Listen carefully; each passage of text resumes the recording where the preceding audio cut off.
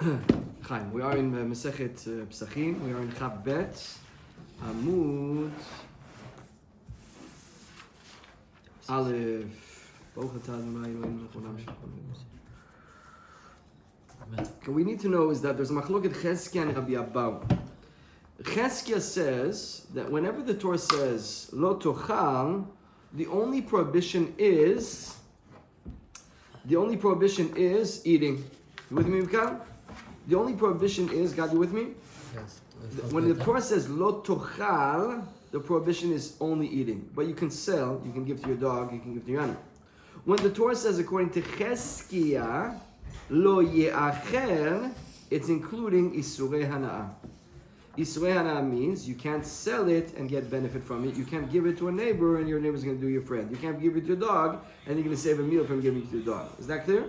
Lo tochal is eating. Lo yacher is including in hana'ah. Clear? Then we said it's Shitat Rabbi Abahu says no. Anytime the Torah says lo tochal, lo tochlu, lo yochlu, lo yacher, all that is including lo hana'ah. Not only you can't eat it physically, you can't sell it and benefit from it or have any usage from it whatsoever. It's got to go in the garbage. Clear? And on this we asked, where does Rabbi Abahu know what he knows from? How does he know this from? And the Gemara answered, he knows it from a Braita or a Mishnah that speaks about lo tochan kol nevena. We spoke about this on Shabbat Kodesh. You cannot eat a nevela. A nevela is an animal that has been gored. An animal that has been gored, an animal that died on its own, a natural death. That you can't eat it. And it says over there, you got to give it to a ger, you got to give it to a convert, you got to sell it to a goy. And Rabbi Meir says, actually, it means both. You can sell it to a goy, you can give it to a convert, you can give it to a convert, you do whatever you want. So if the Torah has to single out, here you can do whatever you want with it, it must mean that in all other cases you can't do what you want with it. If the Torah says, lo tochan kon nevela, don't eat a nevela, and give it to a ger, what do you mean? That means everything else, every other time it says lo tochal, I can't give it to a ger. It must be it's asur. From here, Rabbi Abba learns that Rabbi Meir says that every time it's written lo tochal, it's including isur hana. But Rabbi Yehuda doesn't say that. Rabbi Yehuda says, when it says give it to a ger, it's bedafka. When it says sell it to a goy, it's bedafka. Specifically that. So how do we know that Rabbi Yehuda holds in all other cases that you can have isurei hana'ah benefit from something when it says lo tochan? Because it could be over here, Rabbi Yehuda, what he's actually doing is coming to be machmir on the regular usage. In other words, yes, every time it says lo tochan, you don't eat it, but have benefit. But in the benefit of the nevela, we limit your benefit to giving it to a ger. And he's going to be nice, friendly, he's going to be friends with you, he's going to be nice to you, but it's not as good as you could. You could get a sale, you could sell it, you got to give it to a ger. It's not as good as selling or giving it to your dog. Your dog, you're going to have to buy dog food. So how does Rabbi Yehuda know that the Isser Hana'ah also is included whenever it says lo tochal? And then this we said, the pasuk at the bottom of page Chaf Aleph Amud Bet, when it's talking about terefa. Terefa is an animal that was gored. It's not that it died, it's an animal, it was killed with his claws. Then the pasuk says, Mina kelev tashlichun oto. Throw the gored animal to the dog. You're not allowed to eat it. Tashlichun oto. So not only you got to give it to a dog for the reward, and it says oto. Oto you give to a dog. Oto you can have hana, and nothing else you can have hana. That is shitat Rabbi Yehuda. Is that clear? That's what we said on the Shabbos Shir. Got it? Got it? Yeah. Okay. The thing is now, we need to know what Rabbi Meir does with the kelem tashlichun oto for the terefa. Because if you already teach us, Rabbi Meir, that I know that all hana'ah is asur from the nevela, so there's here an extra word in the trefa. La kerev tashlichun oto.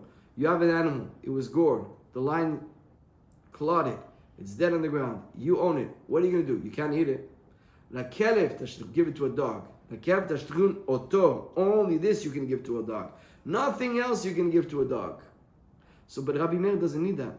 Because Rabbi Meir already knows that nothing else you can give to a dog from the nevela.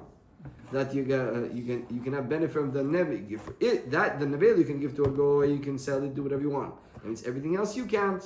So what is that word, extra word, oto, coming to do? And this is a little bit of a limud like this, and I want you to understand it well. Before we go inside, I want you to look at the pasuk in Torah Or HaShalem on page Chaf Aleph Amud Bet. Please look at that pasuk. Pasuk Gimel. Ve'anshe kodesh tiyun. Do you see it? Mikal, you have it? Yeah. Holy people you should be. Ubasar basadeh trefa lo tuchlu. Do not eat basar basadeh terefa. Animal that was gored in the fields. Lakerev tashlichun oto. Good? Why does it have to say basadeh? And if it's not in the sadeh, and if it's in your backyard, you're allowed to eat it? Obviously not. What is that extra word basadeh? Basar basadeh terefa lo tchulu. What do you do with that? It's redundant. So this is coming to teach another halacha according to Rabbi Meir.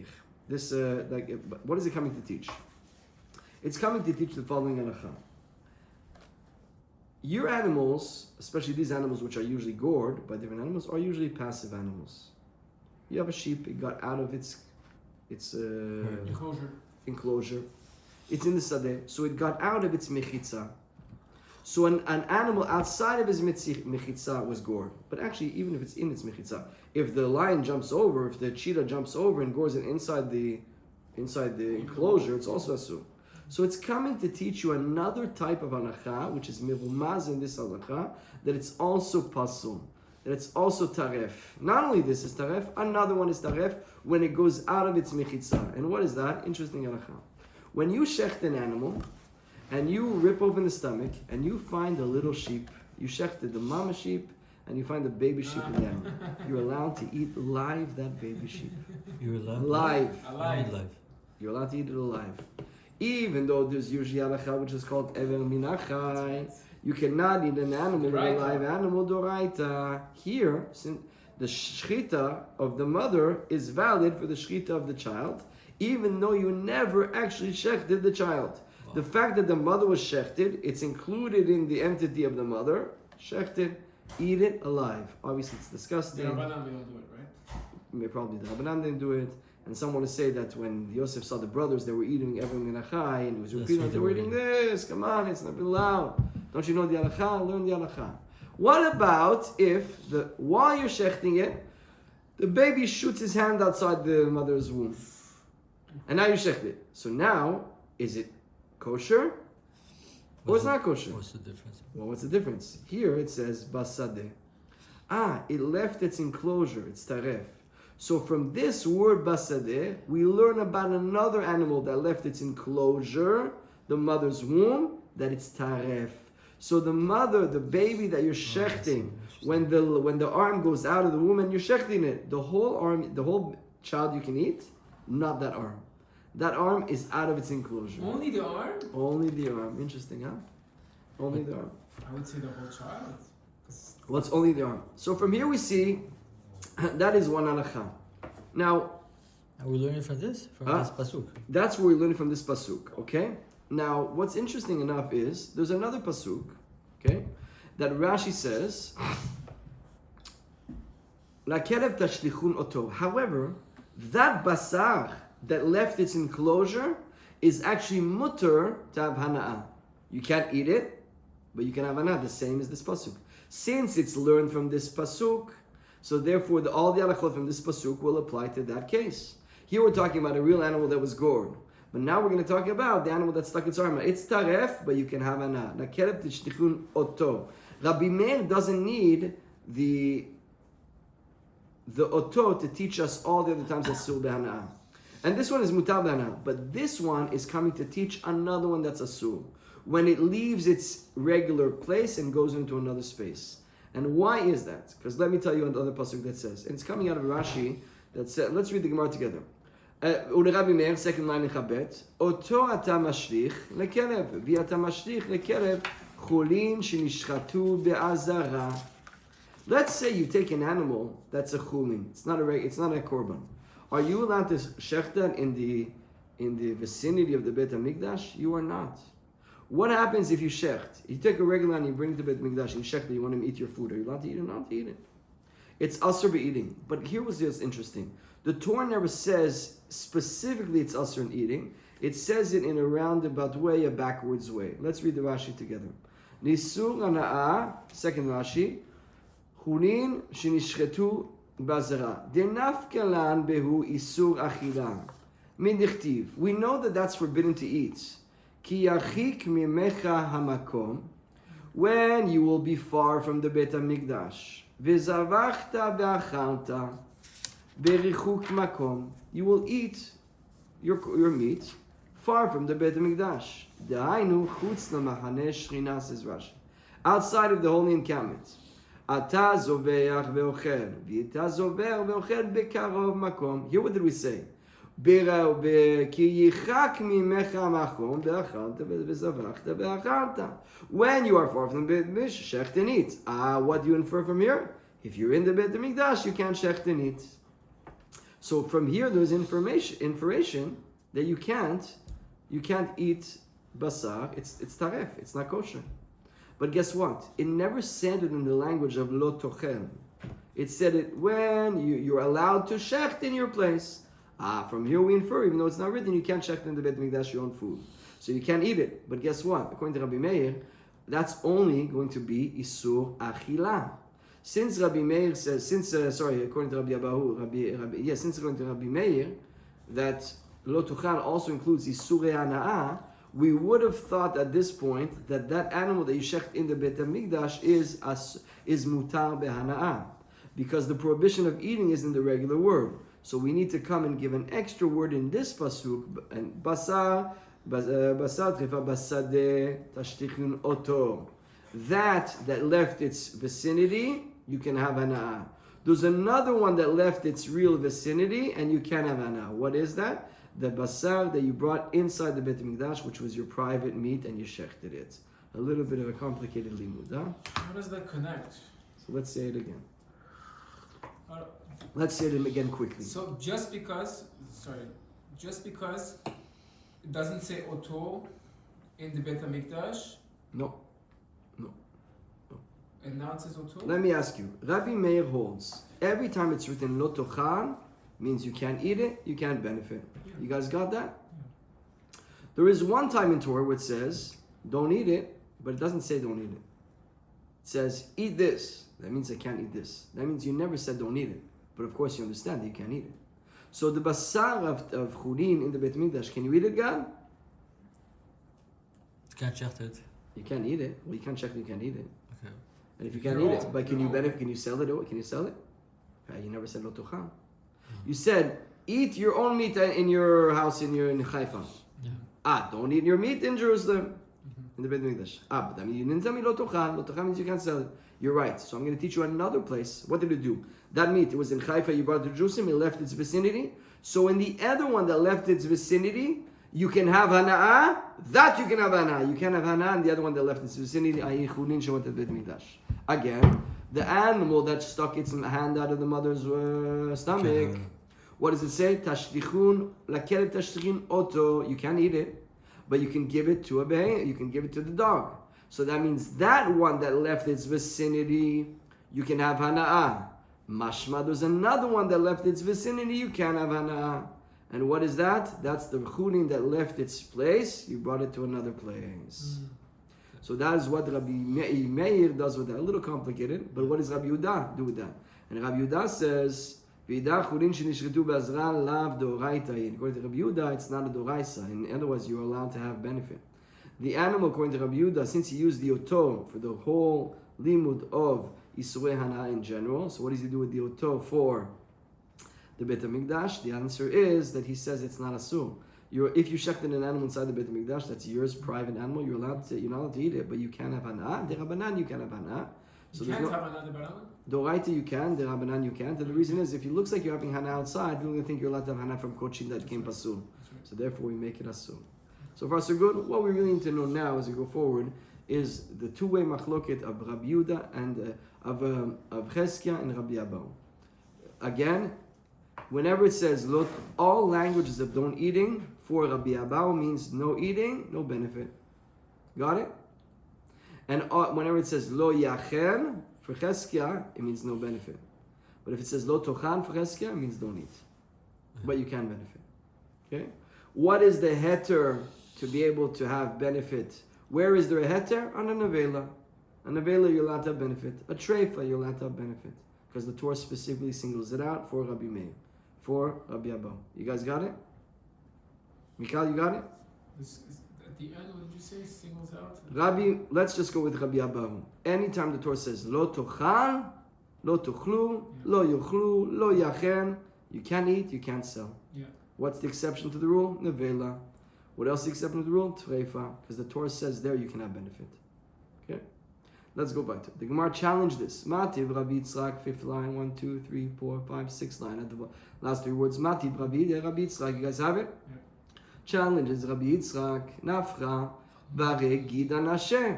We know there's a prohibition to eat the Gida Nashe. It is a vein that's going down the leg of the animal. Derachmana Amar al ken lo yochlu bnei Yisrael et Gida Nashe. What do you have? Lo yochlu. So what do you understand with it? Can you eat it, Mikael? You cannot eat it. God, can you have benefit from it? According to Rabbi Abu, you cannot. And we have a braita, v'atnan. V'atnan, sholeach adam yerech lenochi, v'gida nashe betocho. I'm allowed to give a gift to a goy, a whole calf, a whole leg. And even though the gida nashe is there, mipnei shemikomo nikar, and we're not scared that if I say, look, I'm the Jewish butcher. You saw me, I did a good shecht. You saw me, I shechted an animal. I don't need all this meat. I cut a leg, send it to the goy. Now the goy has a kosher leg. So what is Yaakov going to do? He's going to go to the goy, he's going to buy the kosher leg. Is that allowed or not allowed? Am I allowed to give the leg to the Jew, to the goy or not? Well, you might have thought you're not allowed. Why would Yaakov buy the... Because it's cheaper. Meaning, there's no problem. By the way, there's no problem. Yaakov can buy it. But he knows. But you might have thought, maybe I have to be scared. If I sent to Mr. Goy, Yaakov's going to go to Mr. Goy and buy it because he saw that I sent it. But maybe the Gida Nashe is so hard to see, and Yaakov's going to think that I took off the Gida Nashe, and actually I never took it off, and so Yaakov, Chas v'shalom, or somebody like Yaakov could eat the Gida Nashe. No, we're not scared of that. You know why? Because the Gida Nashe is recognizable. You will never miss it. It's big and thick. You won't miss it. So there's no problem for me to send to a goy. But what do we just see? I'm allowed to send it to a goy. And if I'm allowed to send it to a goy, I just had a benefit from the Gida Nasher. I should have to put it in the garbage. If you told me that lo yuchlu means don't benefit, how can I give it as a present to a goy or sell it to a goy? Good question. Answers, Kasava Rabbi Abahu kishutra nevela hi v'cheba v'gida utra. What is nevela? It's meat, non-kosher meat. So what is a gid? It's non-kosher meat. So when the Torah said nevela is allowed to have benefits, so a gid is nevela. A gid is nevela. What is it? It's true it's coming from a kosher animal, but it's a nevela. And when the Torah says it's not kosher, part of the animal. So you're allowed to, whenever the Torah says, there's also cherev, when you check the animal, there's a lot of fats over there that are not kosher. So the fats that are not kosher are allowed to have benefit from. You can sell to a goy. From where do we know? From the nevela. So there's no kushya on Shitat Rabbi Abba over here. But the Gemara says, how do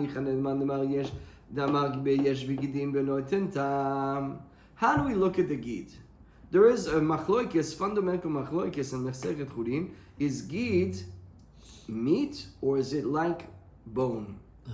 Inside the animal, let's say you have a non-kosher meat and the non-kosher meat fell in your food. It gives over flavor. But let's say a dry bone from a non-kosher meat falls into your food and you cook it. It doesn't do nothing. Take the bone out, throw it away. There's no flavor inside.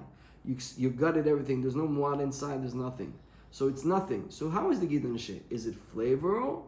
Is it flavorful or is it flavorless? How is it?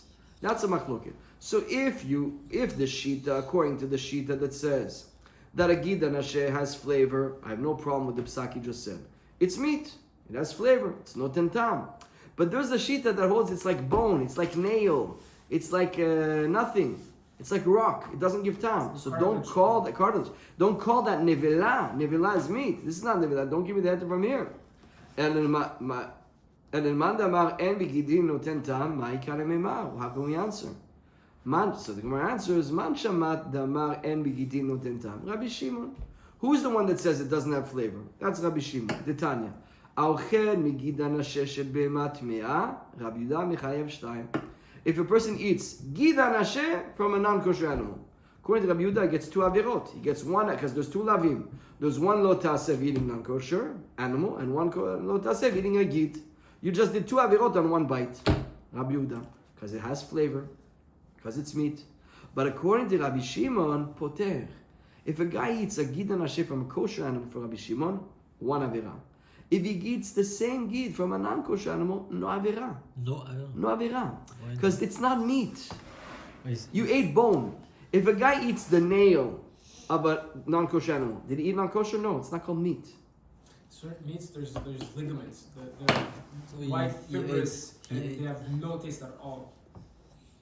So that's how Rabbi Shimon sees the gid and asher. So if he ate from a non-kosher, the chidush of gid and asher, it's like a nail inside a kosher animal that the Torah said it's usher. But it's a completely new subject and category. It has nothing to do with meat. So according to Rabbi Shimon, there's no answer of the Navela. How you allowed to have Hana from the Gid and Asher? You know why? Because Rabbi Abu says because it's like meat. But according to Rabbi Shimon, it's not meat. So how can you send it to a goy? The Gemara says, Achanami, dasur be'ana'ah. Actually, you're right. Because when we said there's a permission of having Hana'ah, it's not Rabbi Shimon. The Tanya, Gid and Asher mutar be'ana'ah, div Rabbi Yehuda. Rabbi Shimon oseh. Rabbi Shimon actually says it's forbidden to have Hana'ah. So this is very consistent with Shitat Rabbi Abu. Shitat Rabbi Abu says, whenever it says lo yuchlu, you cannot have benefits. What is the exception to that? A nevela. So if you consider, that is meat, if you consider Gid and Asher meat, which Rabbi Yehuda says, then you can have Hana'ah. You can send it to a goy because it's meat. If you consider it bone, you can have Hana'ah, and that's Rabbi Shimon. So Rabbi Shimon actually says you can't have Hana'ah. So the shitot are consistent. It's Nukasha. not can't because it's to love. Can't because there's Yeah. nothing to benefit from. Yeah, that's what I'm trying to understand also. I mean, No. Avodah zarah is not food. You can have benefit. avodah zarah is not food. And You can have benefit. It has nothing to do with this. Once the Torah says lo yuchlu, it's not meat. Let's be clear on this. Lo yuchlu. Gid and Asher, is it meat? No, it's nothing. It's a rock. And this rock you can't eat. It's like avodah zarah. You can't eat this rock, this bone, this nail. This, what do you call tendon? What do you call it? Ligament. This ligament you can't eat. If you eat it, it's isur doraita. Now, whenever it says lo yuchan, included in that is isur hana. Alright. So if you can't eat it, you can't give it to a goy for Rabbi Shimon. But Rabbi Yehuda says, yeah, you can eat it, but the Torah says nevela is something you can eat, you can have a benefit. When you have your animal, God, you own your animal, and it drops dead, a big, nice, you know the story with the Baal Shem Tov? The Baal Shem Tov came to a place, and he saw a guy, he had a lot of horses, and one horse was working. So he told him, wow, what a nice horse you have, this is my prize horse. He says, tell me, can you give me this horse as a present? No, yeah, this is my best horse. He says, okay, tell me, do you have some people that owe you money? Yeah, I have people. So he threw him a whole pile of paper. He looked through, he took out one. He says, this one. Who's this guy? This guy's dead, he never paid me. Can you give me the debt? You forgive him the debt? Take the debt, what am I never going to get back? He ripped up the page, the animal died. Boof. He said, what happened? You killed my animal? He says, no. This animal was the gilgul of the guy who owed you money. Since he didn't owe you money, so you got a horse that was born to you, a super horse to work. He was paying off his debt. Now there's no debt, he doesn't have to be alive. Wow. So you have a nice sheep, God. Paf, dies. Lo tochal kol nevela. Can you eat it? No. Can you have benefit? Wow, Rabbi Abba says no benefit. Yeah, but the Torah says here you can have benefit. Nager titenana, or machor nenochi, or sell it to a goy. You can have benefit. So whenever it's lo tochal of a gid, if it's nevela, so you can have benefit. That's what Rabbi Yehuda says. It's nevela, you can have benefit. According to Rabbi Shimon, it's not nevela, it's bone. So therefore, you can have benefit even though you can't eat it. Just because the gid is in the animal becomes, you can't have benefit because of the gid. Not the animal, the gid only. So you can cut the leg. By the way, that's what we do every day. In Israel, they have professionals that are called menaker. They are experts to take off the non-kosher fats and the non-kosher gid. It's a big. It's a very skilled trade, and the pay is very high because you just save the whole animal to eat. Here, we cut off the whole leg, we sell it to the goy. Oh yeah. We don't eat it. You're never gonna find the behind leg over here. You're never gonna find it because it's too complicated. Plus, we have buyers. We don't need to get a specialist because we have a buyer. In Israel, there's much less buyers because there's only Jews. Here you have a billion goyim, and you have a small kilo of how many people want kosher meat? Yeah. Small kilo. So what we do is we make a deal with the company. We're going to shecht. Whatever you want, we sell back to you. They're like, perfect. We're only going to buy what we want. You just did half the job for us. Imagine that the company that's selling us the meat, so I'm not buying this, sell this back to you. So actually we do that masim koryam. We take off the gid, we get rid of the gid in Israel. Get rid of it. Now the chidush is, can I use that gid? Here's the one I want to ask you. Can I use that gid to make some plastic? Can I make some shoe shine with it? Can I do something? It's not edible, but I'm sure they're going to find what to use for it. A rope. Oh, that's not the gid and asher. That's different signers. But it's true, it's gidim. You're actually saying right. It is tenders. So can I use it? According to Rabbi Yehuda, you can use it. Because the Torah says you can't eat nevela, and this is nevela. But according to Rabbi Shimon says it's not nevela. So it says lo tochan, and according to lo tochan, it's only surana, you can use it. So machloket, you can have benefit from gid and asher. Let's go back to V'arei dam. One more question we're going to have today. Dam blood. Rechman amar kol nefesh mikem lo tochal dam. All nefesh mikem lo tochal dam. Do not eat blood. You understand? You're not allowed to eat blood. I want you to read the whole pasuk, please, together with me. This is in Torah Or Bet. Al ken amarti bnei Yisrael. Kol nefesh mikem lo tochal dam. V'ager agar betochem lo yochal dam. Read the next pasuk, by the way, please. It's not in the same place, but it's talking about what you should do with them. Lo tochlu al haaretz tishpachenu. Lo tochlu al haaretz tishpachenu. Kamayim. Don't eat blood. Spill it on the ground like water. Okay, so what do we have over here? I want to ask you. Blood. Can you eat it, God? No. How do you know? The pasuk says, Lo tochal dam. Kol nefesh michem lo tochal dam. Can you benefit from it, God? I should ask you without looking at the Gemara. No. Should not be able to, because lo tochal should include only isurei vana. But the Gemara says, V'tanan, elu ve'elu mit'arvin be'ama yotzin enachal kidron in the Beit HaMikdash, which spritz the blood. Where would that blood go? A lot of blood was spritzing. There's little holes at the bottom of the Mizbeach. They bring them through a little conduit. There's a little conduit in the Beit HaMikdash. It's called an amak. It's an amma wine, and all the blood is going through there. And we sell that blood to farmers. And we get the money for the Beit HaMikdash. Here's what we do. It goes to a certain place that's called the stream of Kidron. We sell it to farmers. Lezeben, for fertilizer. And if you use that blood, it's called me'ilah. You just got benefit from it. So 1 second, if you're allowed to sell it, so that means you're allowed to benefit. So you see that the Beit HaMikdash is benefiting from blood. You told me not to have blood. Should mean that there's no benefit for blood. So must be another exception for blood. What is the exception? The Gemara says, Shani dam. You're right. Blood, there's an exception to the rule that even says lo tochal, you can have benefit. And what is that? Ditkash lemayim. It is connected to water.